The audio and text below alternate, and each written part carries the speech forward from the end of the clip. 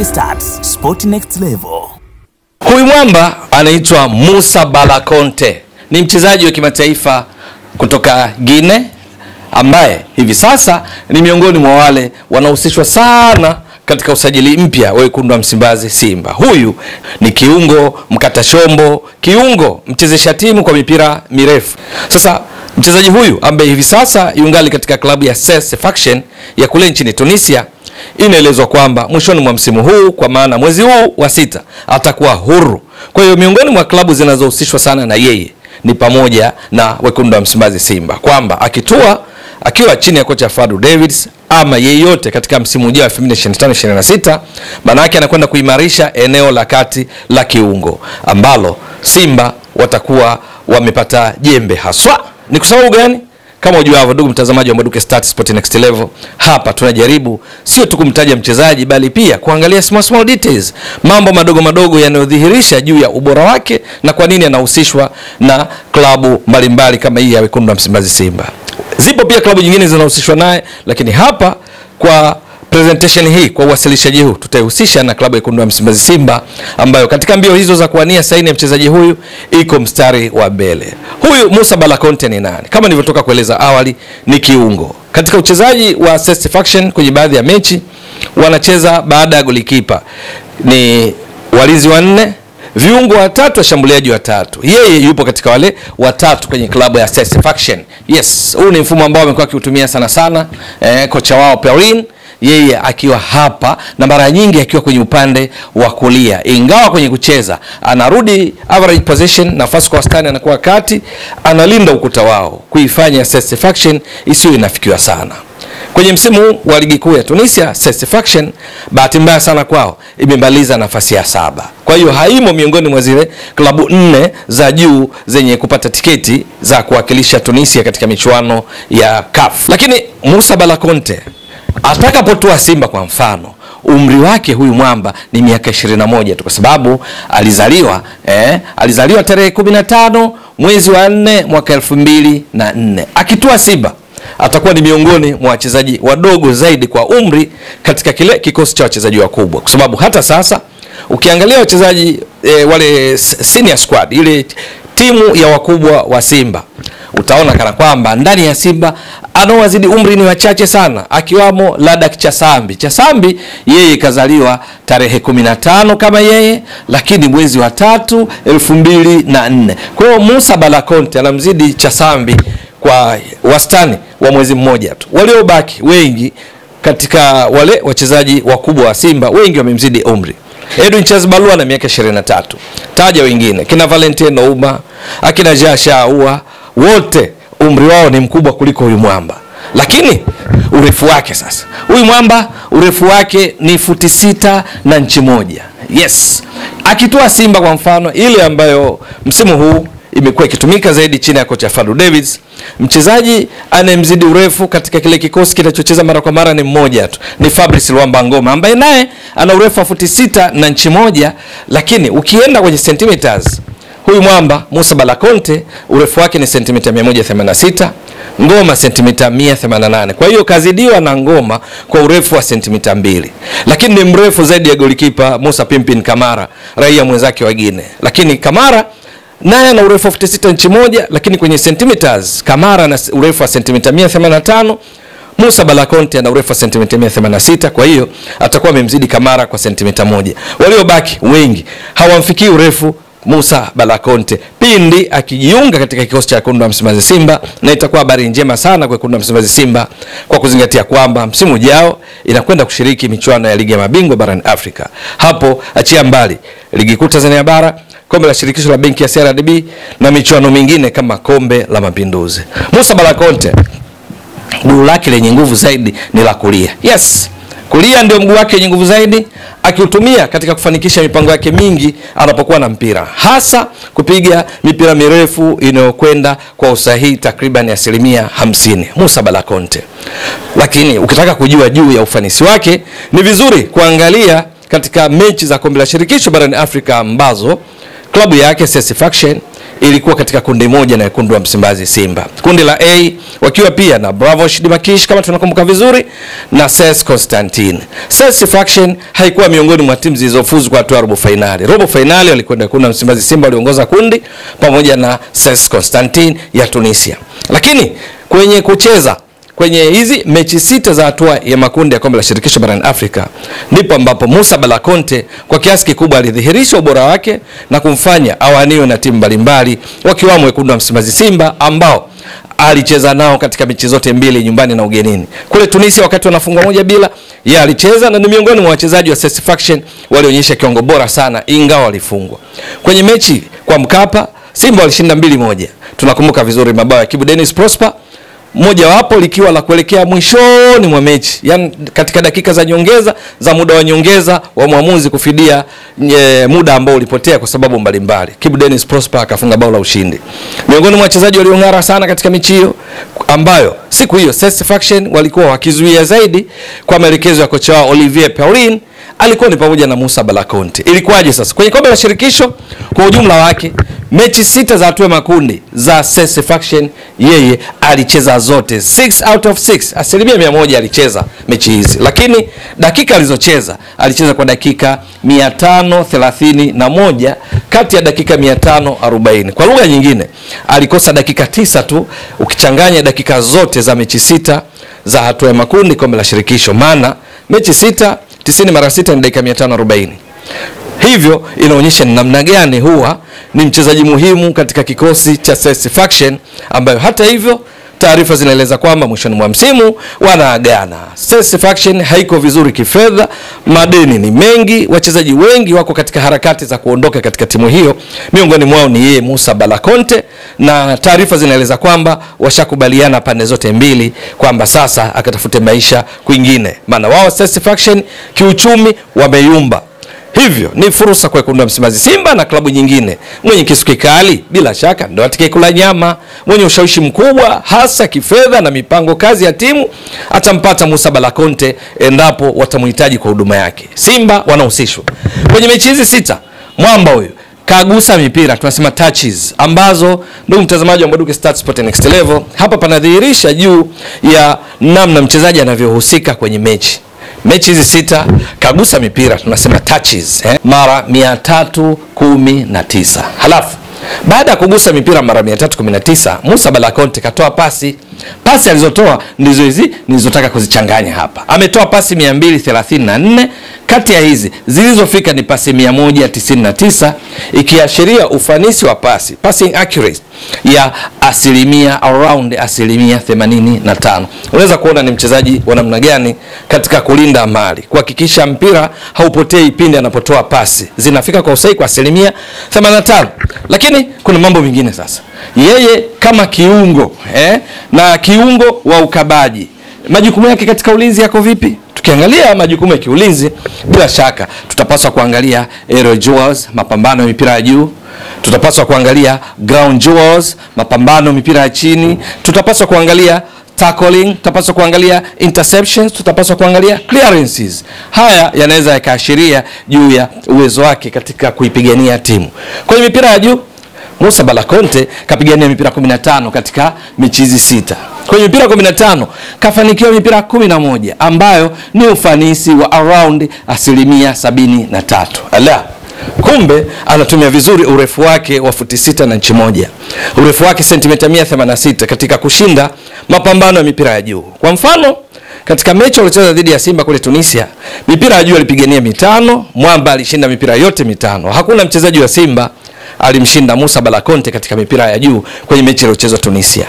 Kwa Mkapa, kutokana na namna walivyocheza siku hiyo wakizuia zaidi, alipigania mpira mmoja, alishinda. Kwa lugha nyingine, mechi dhidi ya Simba alipambania mipira 6 ya juu, akashinda yote.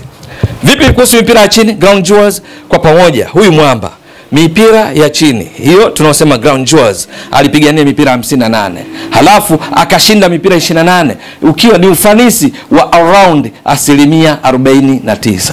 Takriban nusu kwa nusu ya mipira anopigania chini anafanikiwa. Miguu yake mirefu inamwezesha kufanikiwa katika mapambano ya mpira chini kwa idadi hii, kwa sababu asilimia 49 ni takribani nusu ya mipira yote ya chini anayoipigania anafanikiwa.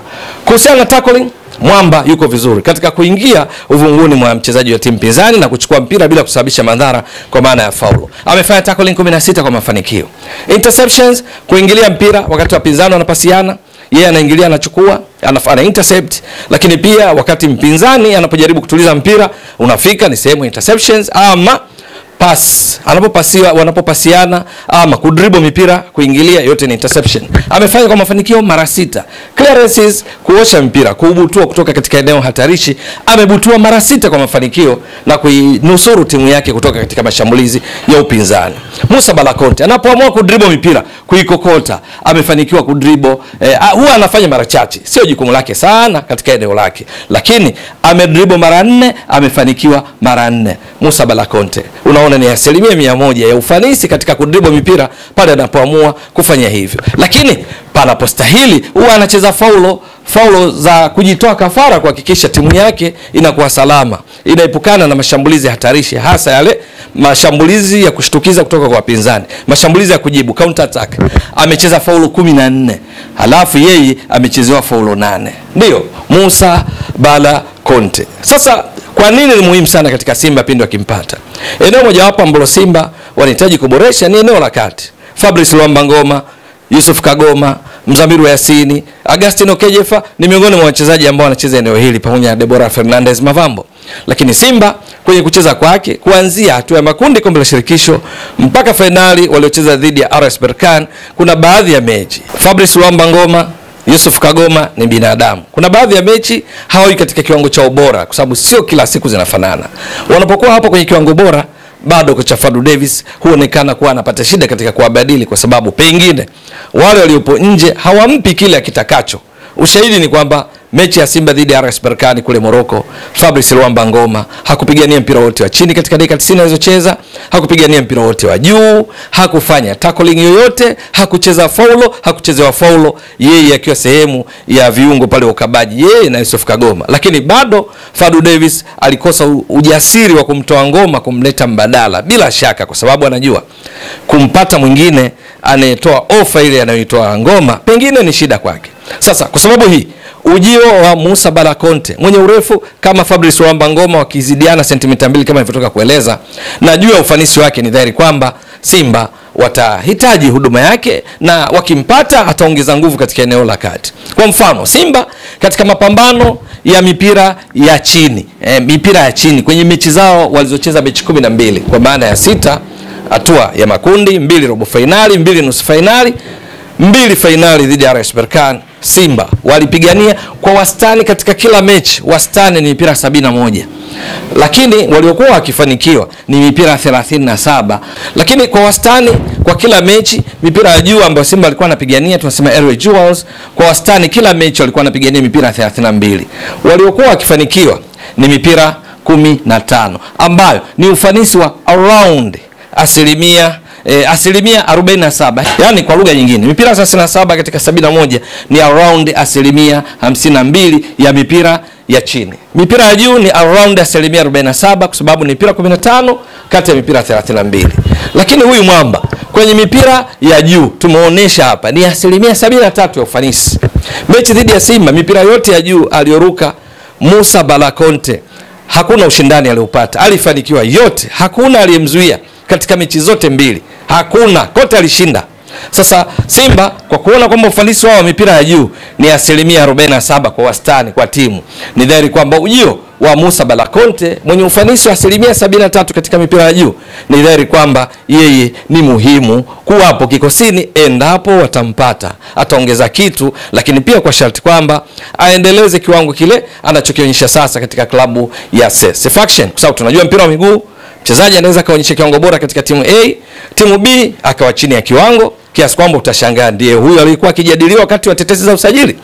Ama kuna wengine wanafanya kinyume chake, anaongeza ubora zaidi. Mpira wakati mwingine kwenye swala la usajili, wakati mwingine huwa ni kamari, lakini umakini zaidi unahitajika kwa kuangalia wasifu wa mchezaji. Huyu Musa Bala Conte kwenye vigezo hivi anashawishi sio tu kwa Wekundu wa Msimbazi Simba, bali kwa klabu nyingine kubwa nyingi zenye malengo makubwa katika msimu ujao 2025-26. Lakini ana udhaifu wake. Ndio, hakuna mchezaji ambaye ana mazuri tupu. Changamoto zipo. Changamoto mojawapo ni katika kwenye eneo la kushambulia.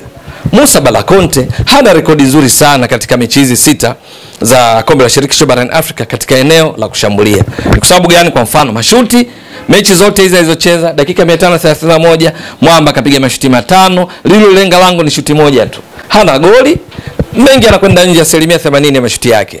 Kwenye eneo la kupiga mipira mirefu, tunasema long balls, yuko vizuri kwa sababu long balls katika mechi hizi alizocheza au long passes kapiga mipira 25, imefika 12, ni around, ufanisi wa around 48%. Sasa maana yake ni nini? 52% ya mipira mirefu anayopiga nayo hupotea. Inaweza kuchukuliwa kwamba ni changamoto kwa sababu itabidi aongeze ufanisi katika kupiga mipira mirefu ambayo kwa soka la kisasa kwa nafasi anayocheza ni muhimu sana, kwa sababu ni kipindi ambacho wapinzani wanaweza akawa katika eneo la karibu na lango la timu anayoichezea. Akidasa mpira na akaonyesha ubora katika kufikisha pasi kwa usahihi, zinaweza kuwa sehemu ya chanzo cha mashambulizi mazuri ya kushtukiza ya timu yake. Ufanisi wa 48% anapaswa kuongeza kwa sababu 52% mipira mirefu anayopiga inapotea. Lakini Musa Bala Conte ni kwamba licha ya kwamba anakutana na wachezaji kama Musa Pimpin Kamara kwa msimu ujao endapo atatua kweli Simba, ambaye ni raia mwenzake wa Guinea, itamrahisishia katika mawasiliano na kutambua namna ya kuingia kwa haraka katika soka la Tanzania akitumia uzoefu wa Kamara, na wengine wapo katika klabu zisizokuwa Simba kama Damaro yule wa Singida Black Stars na kadhalika. Lakini swala la lugha nayo ni changamoto ambayo bila shaka atafanya kazi ya ziada ili kuadopt. Lakini mengineo ni kwamba umri wake miaka 21 ni faida kwa Simba nyingine ya kiuchumi, kwa sababu kama ataendeleza kiwango chake bora kwa body morphology yake, umbile lake, ni dhahiri kwamba Musa Bala Conte ni fursa ya klabu inapokuja swala kibiashara, kwa sababu akiendeleza kiwango chake upo uwezekano Simba akaja kuingiza pesa ndefu hapo baadaye kwa kupata ofa nono zaidi kutoka kwa klabu nyingine kubwa barani Afrika ama nje ya Afrika, kwa sababu miaka 21 Simba hata akitumikia kwa miaka 3 bado atakuwa na miaka 24, umri ambao bado biashara inafanyika. Maana kwa wachezaji uzee ni kuanzia miaka 30, ingawa ufanisi kwa mchezaji bila kujali umri ni jambo la msingi sana. Akiwa katika klabu yake Satisfaction, mara nyingi kama nilivyotoka kueleza awali, mfumo wao ni baada ya golikipa ni 4-3-3. Yeye katika mfumo wao baada ya golikipa Ayman Dahman, yeye katika hawa watatu ndipo upatikana, akishirikiana vyema na hawa watatu wa juu na hawa wanne wa chini kuhakikisha wanakuwa salama. Katika baadhi ya mechi kwenye mfumo wa namna hii, kwa mfano walipocheza dhidi ya Simba kwa Mkapa, of course walifungwa 2-1, ilikuwa kwa mbinde kulikweli. Lakini ilikuwa vipi? Ni kwamba hapa mbele alikuwa Hazem Haji Hassan, ndo alikuwa ndo mshambuliaji kinara mgongoni namba 9. Upande wa kulia kulikuwa na Mohamed Dhawi, halafu kushoto kulikuwa na Ashraf Habes, halafu kushoto katika wale watatu kulikuwa na Pedro Sa katikati, hapa kulikuwa na Firas Sekuhi, halafu yeye alikuwa hapa Musa Bala Conte. Hivi ndivyo mstari wa kati kwenye viungo watatu na washambuliaji watatu. Lakini kwenye kucheza average position ilikuwa vipi? Huyu Hazem Haji Hassan ndiye alikuwa akienda mbele kama mshambuliaji kinara, kwenda kusimamia, kuongoza ushambuliaji kwenye kushambulia kwenda kuadhuru, na ndiye huyu aliyefunga bao pekee la Satisfaction ndani ya dakika 5 za mwanzo. Makosa alifanywa na Shemalon Fondo, akaunasa mpira akaweka wavuni, tunakumbuka vizuri. Halafu hapa kati sasa kwenye dimba la kati ilikuwa vipi? Huyu Ashraf Habes, yeye alikuwa wala kwa average position wala hawi katika mbele ya mstari wa kati wa uwanja, badala yake hapa alikuwa anakuja huyu Firas Sekuhi, ndo alikuwa anakuja hapa kwa wastani. Halafu huyu Mohamed Dhawi yeye kwa wastani ndo alikuwa anakuja hapa. Halafu Musa Bala Conte alikuwa anasimama hapa nyuma yao. Yes, walikuwa wanacheza kwa mtindo huu. The rest waliobaki wote average possession, nafasi kwa wastani, ilikuwa katika kuzuia zaidi. Na kisha mipango ya ushambuliaji ikiongozwa na Hazem Hassan, Mohamed Dhawi pamoja na Firas Sekuhi na ye Musa Bala Conte akiwa nyuma yao hapa kati. Ni kwa nini? Ni kwa sababu ile uwezo wake wa kupiga mipira mirefu kwa haraka, wanaposhambulia kwa kushtukiza, kwa sababu mechi hii walikuwa wanapokea zaidi mashambulizi kuliko wao kushambulia. Matokeo yake mipira ilipokuwa ikifika kwa Bala Conte, kazi yake ilikuwa ni pamoja na kupiga pasi ndefu kwenda kwa kina Haji Hazem Hassan, kwenda kwa kina Ashraf Habas pindi anapopanda, kwenda kwa kina Mohamed Drawi pindi anapopanda, na kina Firas Sekuhi. Ndivyo ambavyo alikuwa akicheza. Ana nidhamu ya hali ya juu katika kuzuia, na ndio maana hata takwimu zake kwenye mashuti, mechi 6 dakika 531 kapiga mashuti 5 tu, kwa sababu hawi karibu na lango la wapinzani. Yeye muda mwingi anakuwa katika kazi ya kulinda ukuta wao wa walinzi wa 4 kuhakikisha wanakuwa salama. Simba wakimnasa mwamba huyu Musa Bala Conte, ni dhahiri kwamba ataimarisha katika zile small details nitoka kuelezea juu ya mipira ya chini, mipira ya juu, lakini pia kuongeza nidhamu katika eneo la kati kwenye kuzuia, ili kuhakikisha Simba haifikiwi mara nyingi zaidi kwenda kwa golikipa wa Musa Kamara, na hilo ni jambo la msingi katika michuano na kwenda kushiriki ya ligi ya mabingwa barani Afrika. Swali la kujiuliza, ni kweli Simba wanamfukuzia Musa Bala Conte na wako tayari kufikia kile kiwango cha maslahi ambayo bila shaka hatakihitaji ni cha juu, kwa sababu klabu nyingi zinamfukuzia na umri wake ni mdogo, biashara ni nje kwake? Hilo ni swala la kusubiri. Mtazamaji wa Mbwaduke Stats Sport Next Level, endelea kuunga mkono channel hii kwa kuhakikisha kama una subscribe, una share, una like na kucomment. Mwasilishaji wako ni mimi Ramadhani Mbwaduke almaarufu kama Mzee wa Data. Shukran jazilan. Bye bye. Mbwaduke Stats Sport Next Level.